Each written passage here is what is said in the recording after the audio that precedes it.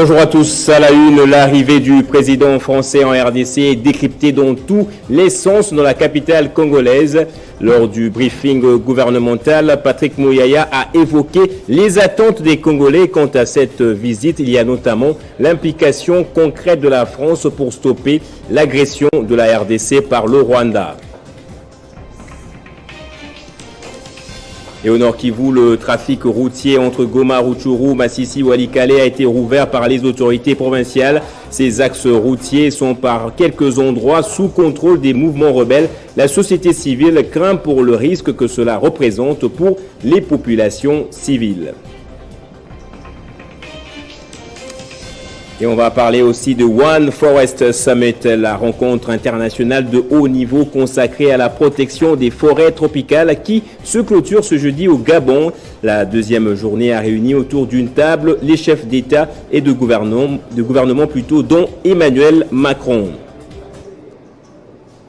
Bienvenue à vous tous dans cette édition du journal. C'était lors d'un briefing spécial du gouvernement que le ministre de la Communication et des Médias a évoqué les attentes des Congolais sur l'arrivée du président français. Pour Patrick Muyaya, le gouvernement congolais demande au président de la République française de peser de son poids pour stopper l'agression rwandaise en vue du rétablissement de la paix dans sa partie est. Je pense que personne mieux que le président de la République, dans les conditions actuelles, porte les revendications de Congolais. Et il y a une bonne chose dans ce que le président Macron compte faire, c'est qu'il compte venir à Kinshasa. Et à Kinshasa, on va l'accueillir tel que nous sommes, un pays démocratique où lorsqu'il y a des opinions divergentes, les opinions s'expriment. C'est dans ces cadres qu'il faut situer. J'ai vu qu'il y avait des manifestations ce matin et pas seulement. Vous avez suivi le ministre Lutundula intervenant après la sortie du président Macron pour dire que le mot que le président Macron a sorti en répondant à la question de votre confrère de Sakweno n'ont pas été suffisants. Évidemment, il est revenu sur ce que le professeur a dit tout à l'heure, l'intangibilité des frontières de la République démocratique du Congo. Mais l'opinion congolaise veut que sur cette question de la sécurité, qu'il soit plus clair. Il n'y a pas de place pour l'ambiguïté. Le mal est connu, il faut le nommer par son nom. Après, il y a la diplomatie, parce que la France, depuis le début, s'est proposé de faire des bons offices. Et il semble que lorsque vous faites des bons offices, il ne faut pas épingler l'une ou l'autre partie. Mais ce n'est pas ça que l'opinion congolaise attend. L'opinion congolaise attend de la France un engagement clair pour le retour de la paix, condamner le Rwanda et prendre des mesures contre le Rwanda pour que le Rwanda cesse d'agresser la République démocratique du Congo. C'est bien clair, ça c'est l'agenda congolais au point de vue de la situation sécuritaire. Et le briefing gouvernemental en question portait essentiellement sur les frontières orientales de la RDC, en l'occurrence ces frontières avec le Rwanda dont les velléités expansionnistes sont de plus en plus présentes dans les discours publics. Patrick Muyaya était accompagné d'un juriste, le professeur pour lui Chibangu Kalala, professeur de droit public international de l'Université de Kinshasa et auteur du livre La RDC et ses 11 frontières internationales. Il n'y a pas de terre rwandaise en RDC. Le professeur a donc, au cours de ce briefing, expliqué l'historique de la création, de la délimitation et de la démarcation des frontières de notre pays en général et de l'Est en particulier. On écoute ce petit extrait de ses propos. Je suis formel. Parce que j'ai fait ce que Cheikh Anta Diop, le savant sénégalais, Cheikh Anta Diop, le conseiller, nous les intellectuels africains, en disant que nous devons aller chercher la vérité directe au lieu de passer par des intermédiaires. J'ai voulu savoir qu'est-ce qui s'est passé à Berlin. J'ai lu les documents, tous les documents qui étaient signés, les discours. On n'a pas abordé les questions des frontières. Les amis rwandais, le président nous a dit que ce sont nos frères, nos sœurs, c'est lui. Les amis rwandais qui tiennent ces propos, c'est par ignorance. Parce qu'à Berlin, on n'a pas du tout abordé les questions des frontières. Et revenant à la visite du président français Emmanuel Macron à Kinshasa, le ministre de la Défense nationale et des anciens combattants Gilbert Kabanda s'est entretenu avec l'ambassadeur français accrédité en RDC Bruno Aubert. Le ministre congolais de la Défense pense que la présence du ministre français des Armées dans cette délégation est une opportunité qui s'ouvre vers une franche coopération militaire entre Kinshasa et Paris. Jacob Simbi.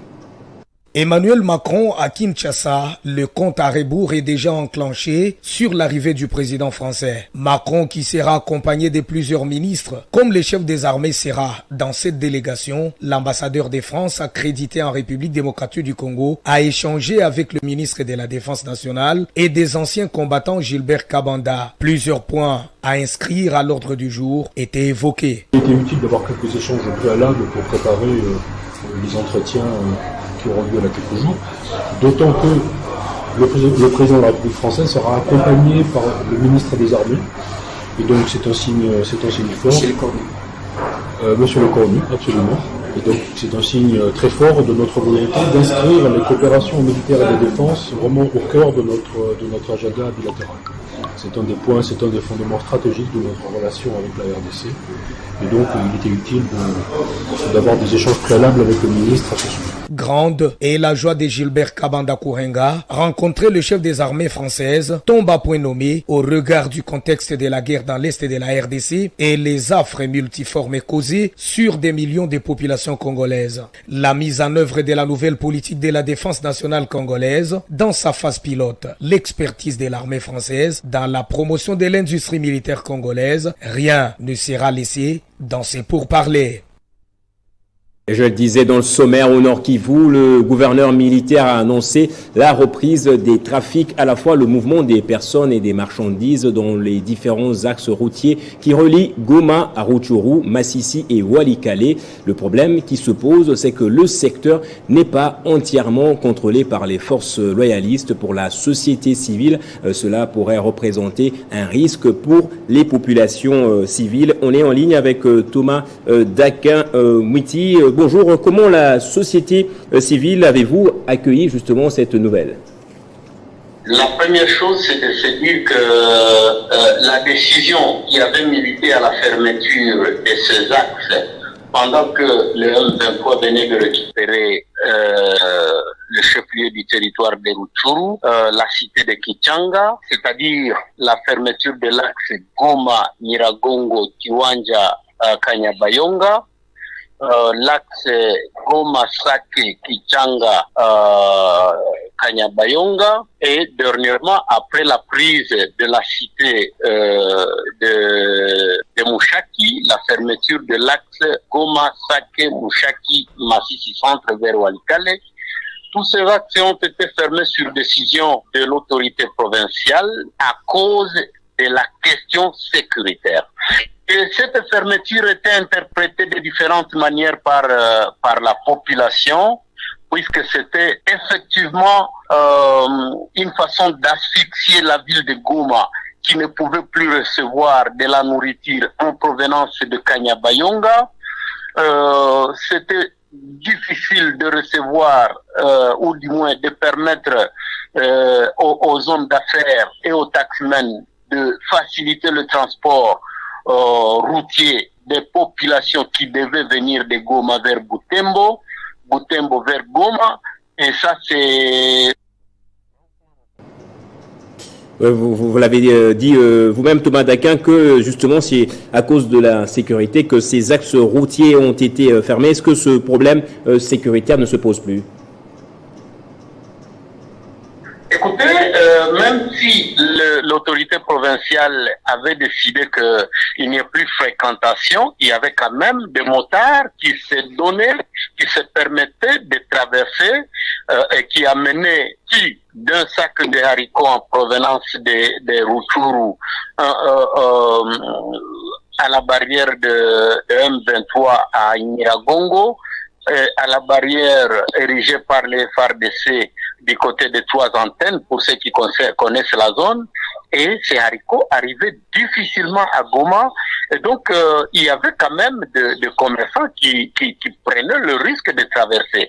Et donc, pour ce qui concerne les risques du côté des commerçants, je ne saurais pas confirmer ou infirmer, mais le risque est là puisque la zone est occupée par des hors-la-loi, de rebelles, de terroristes, mais il y a quelque temps, ces jeunes gens qui prenaient le risque de traverser passaient quand même et il n'y avait pas beaucoup de plaintes du côté de ceux qui occupent la zone. Pour moi, je pense que il y avait même un problème purement humanitaire qui était plus que grave puisque la zone occupée par le M23, il y a des populations qui sont en situation critique, notamment pour ce qui concerne la cité de Kichanga. Il y a des populations qui sont à la base de la MONUSCO, qui n'ont rien à manger, qui n'ont rien pour subvenir à leurs besoins et qui n'ont pas l'autorisation d'aller dans leurs champs. Merci beaucoup Thomas Daquin Mouitib pour cette précision. Le gouverneur ad intérim du Sud Kivu, Marc Malago Kachekeri, a échangé avec les membres du comité provincial de l'ordre opérationnel œuvrant aux frontières pendant plus d'une heure. Leurs échanges ont tourné autour de la fraude à travers ce point d'entrée du pays par certains opérateurs économiques qui trafiquent de l'or congolais et de l'argent vers le pays agresseur. Le gouverneur ad intérim, Marc Malago, a tapé du poing sur la table et a annoncé des sanctions aux contrevenants sur place. Il a transmis un message au chef de l'État, un message d'éveil patriotique en ce temps d'agression rwandaise dont est victime notre pays. C'est au poste frontalier de la Ruzizi Premier que le gouverneur ad intérim du Sud Kivu, Marc Malago Kachekere, a effectué une visite en vue de s'imprégner du bon fonctionnement de services habilités à œuvrer aux frontières, et cela conformément à l'esprit de l'ordre opérationnel. Après un briefing, le gouverneur ad intérim Marc Malago Kachekere a échangé avec les membres du comité de l'ordre opérationnel. Ensemble, ils ont passé en revue la situation de ces points d'entrée du pays où certains opérateurs économiques ont opté la voie de la fraude dans les opérations d'exportation et d'importation. L'autorité provinciale a demandé aux services habilités de dénoncer toute personne, de loin ou de près, impliquée dans la fraude, car, dit-il, le gouvernement provincial sera sans pitié vis-à-vis de ces personnes. Par la suite, il s'est adressé aux agents et cadres des services œuvrant aux frontières. Le gouverneur ad intérim, Marc Malago Kachekere, les a sensibilisés au civisme fiscal, au respect de la réglementation en vigueur et au respect patriotisme, en évitant d'aider les ennemis de la RDC, surtout en cette période d'agression rwandaise. Comme vous le savez, les postes frontaliers sont des portes d'entrée et de sortie, et qui dit porte, tout peut passer par une porte. Alors il fallait retransmettre le message du chef de l'État, incitant tout Congolais à la défense de la patrie et à l'éveil patriotique. Donc on l'a retransmis, d'abord parlé avec les leaders, donc les autorités, et par après nous sommes descendus jusqu'à les agents pour leur transmettre. L'échange a été effectué et nous pensons que les résolutions prises dans ces assises seront mises en application dès les heures qui vont suivre. Avant de regagner le centre-ville, le gouverneur ad intérim, Marc Malago Kachekere, a instruit les membres du Conseil provincial de sécurité de veiller sans faille à l'application de l'ordonnance présidentielle instituant l'ordre opérationnel. Le contrat chinois. Des organisations de la société civile ont donné de la voix hier pour soutenir le rapport de l'IGF. Parmi elles, l'AZADO, le REGET, l'ODEP et l'ACAGE.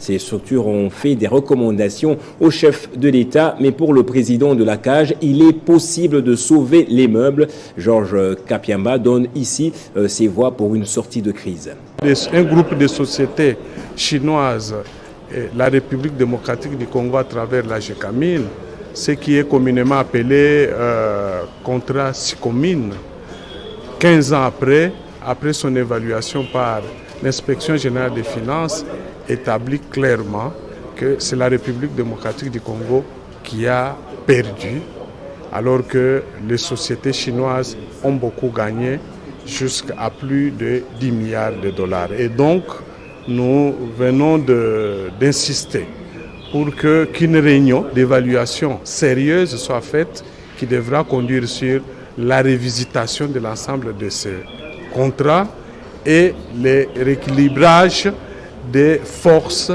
ou des actions au sein de cette société et que ce que la RDC a perdu lui soit restitué par les sociétés chinoises. Nous disons que la nationalisation devra être envisagée comme ultime mesure. Mais pour l'instant, nous encourageons les deux parties, la République démocratique du Congo et les groupes de sociétés chinoises, à se mettre autour d'une table pour une meilleure réévaluation et rééquilibrage des parts sociales. Une décharge publique surplombe l'avenue de l'OIA à côté de la morgue de l'hôpital général de référence de Kintambo. Depuis plusieurs mois déjà, ces décharges ainsi que des odeurs se sentent de plus en plus aux grandes dames de la population. Refusant de courber les chines, la population riveraine n'est pas restée aphone. C'est l'image qu'affiche depuis plusieurs mois cette zone, sauf que les odeurs que dégagent ces poubelles deviennent insupportables pour la population locale. Pour le citoyen de cette municipalité qui déplore la présence de ces immondices érigés dans ce secteur, cette situation est causée par le non-évacuation rapide du collecteur. L'un d'eux que nous avons rencontré, Thierry Gafundou, qui se trouve être assistant parlementaire, estime qu'il est temps que les autorités délocalisent cette poubelle. La population demande ou exhorte aux autorités de la ville de trouver une solution quant à ce problème. Vous êtes avec moi ici et vous voyez comment la population est obligée de boucher son nez pour éviter d'aspirer la mauvaise odeur que dégage cette décharge. À côté de cela, il y a des maisons construites sur les emprises publiques, une situation qui n'est pas sans conséquences environnementales pendant les périodes pluvieuses. La population a une nouvelle fois interpellé le gouvernement provincial dont l'opération coup de poing ne vise à ces jours que les grandes artères. Pourquoi les autorités continuent à accorder le droit de construire à des endroits pareils? Les autorités ont une part de responsabilité s'agissant des innovations. Un jour, nous aurons aussi un problème d'érosion. C'est inconcevable que l'opération coup de poing soit effective uniquement sur les grandes artères.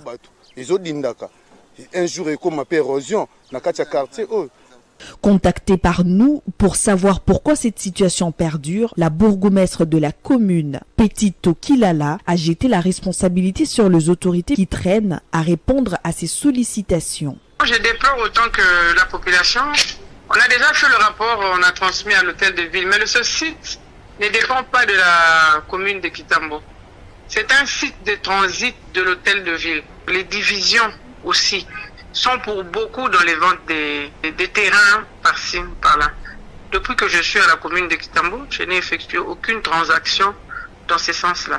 L'insalubrité à Kinshasa est une réalité générale dans la capitale. L'actuel gouverneur de province avait lancé quelque temps après son investiture un vaste programme d'assainissement de rues et de communes. Kinshasa Bopeto est aujourd'hui l'ombre de lui-même. Et sur le continent à présent, le 1er mars, c'était la 8e journée africaine de l'alimentation scolaire, une journée mise en place par l'Union africaine et qui fait partie des objectifs de développement durable en RDC. C'est le programme alimentaire mondial qui apporte de la nourriture à certaines écoles dans des régions les plus touchées en l'absence du gouvernement.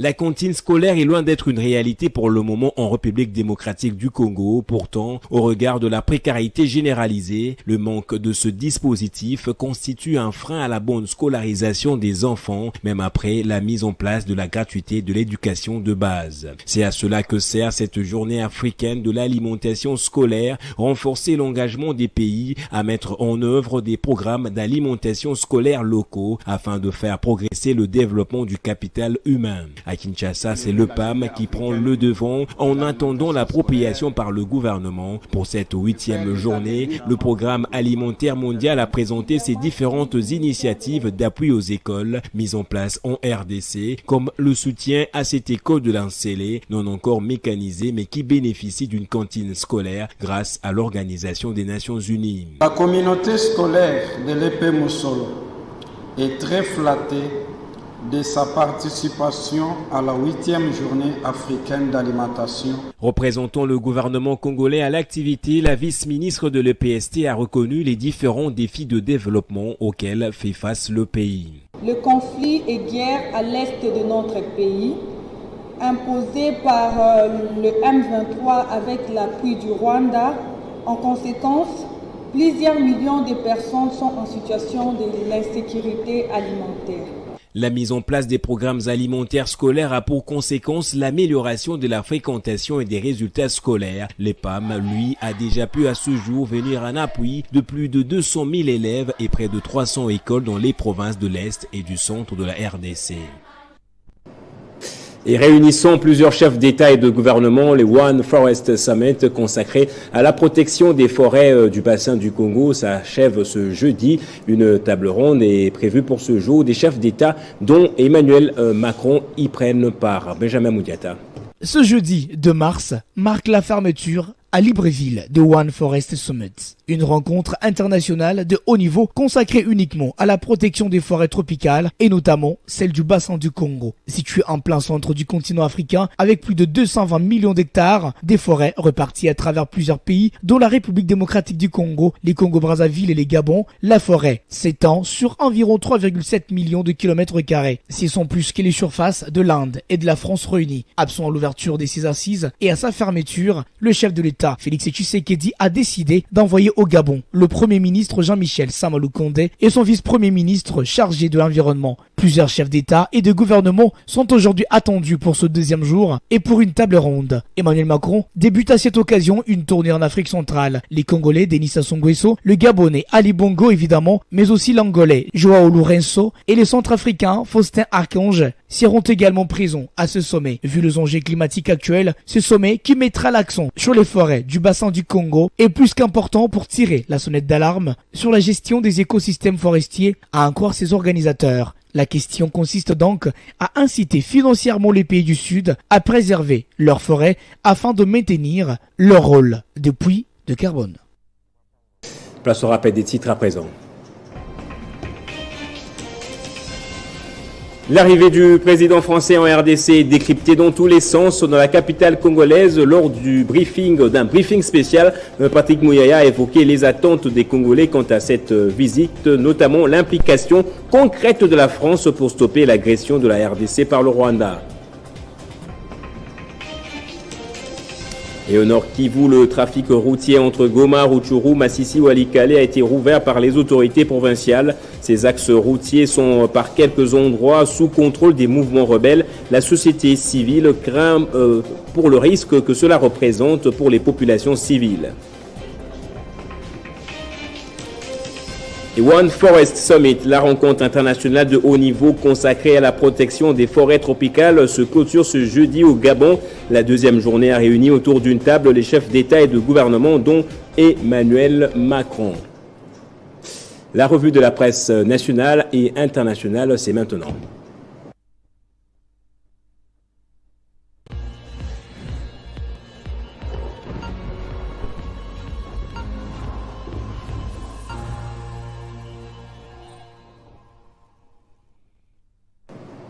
Voilà, nous lirons les journaux ce jeudi avec Héritier Tambois qui est déjà là à la une de l'actualité. Bonjour et bienvenue à vous. Héritier. Merci beaucoup Gaëtan.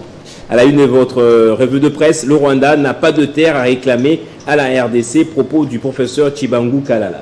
Oui Gaëtan, au cours d'un briefing conjoint avec le ministre de la Communication et Médias, ces chercheurs a précisé, malgré les spéculations et autres discours tenus par certains officiels du régime de Paul Kagame, la RDC n'a aucune portion des terres à dévoir au Rwanda.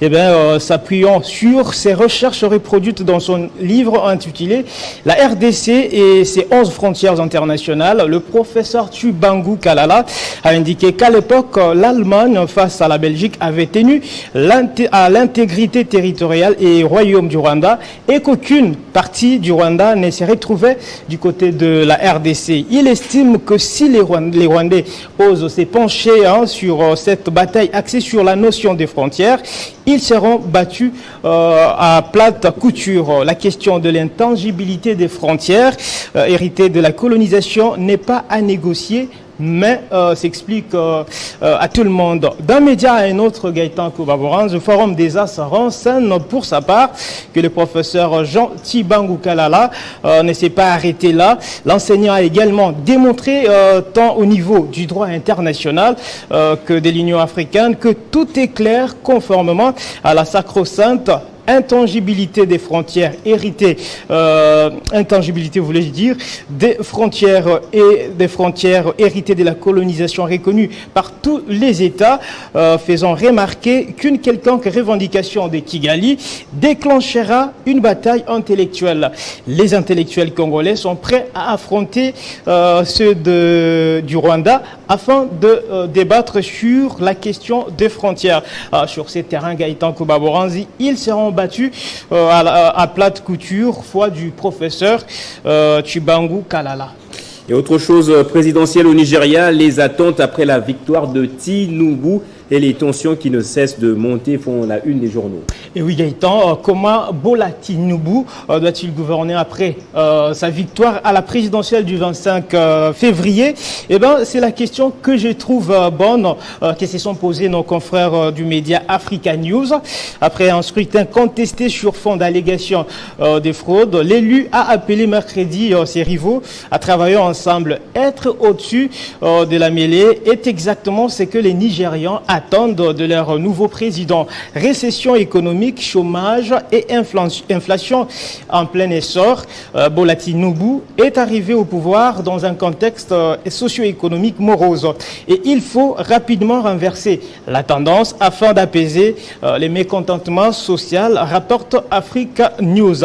Pour finir, cher confrère Gaëtan Koubaboranzi, prenons rapidement Euronews qui mentionne à sa une présidentielle au Nigeria, l'opposition conteste les résultats. Le Parti travailliste a appelé au calme mercredi, promettant dans le même temps d'utiliser tous les moyens légaux pour contester les résultats de l'élection.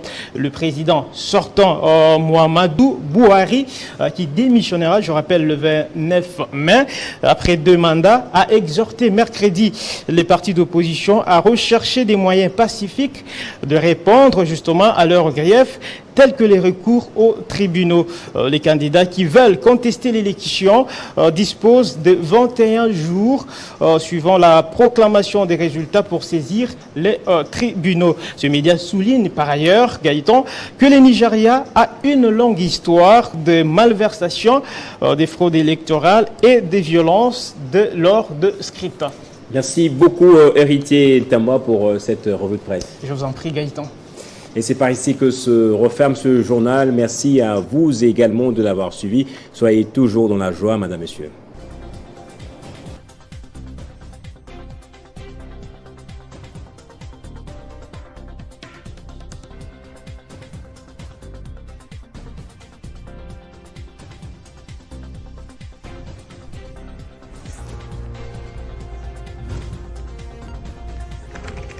L'actualité reste à continuer.